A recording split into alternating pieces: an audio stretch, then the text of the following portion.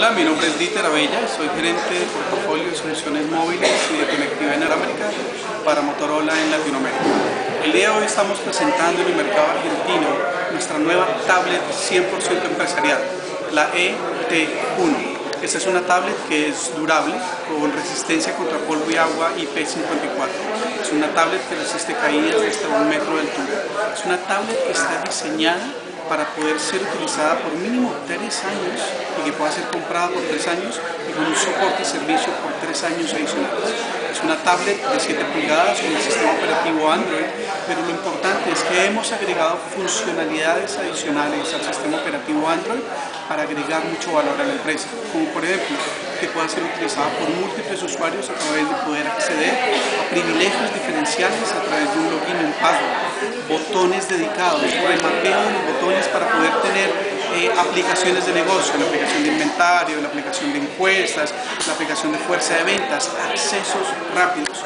Hemos enfocado muchísimo en la parte de seguridad, no solamente la seguridad del equipo que está encriptado, sino la seguridad en la transmisión de los datos dentro de una conectividad wireless LAN y que pueda tener seguridad en la versatilidad. Es una tablet que tiene accesorios específicos para la empresa, como por ejemplo esta manilla, que permite que yo pueda interactuar con el usuario y poder tener asistencia de venta, poder tener mucha más actividad frente a ese usuario. Es una tablet que es robusta como un Gorilla Glass, es una pantalla que resiste un 30% más que una pantalla común y corriente. Son equipos que van a estar siendo utilizados en una bodega, en un piso, en un retailer, son equipos que van a estar siendo utilizados en múltiples turnos.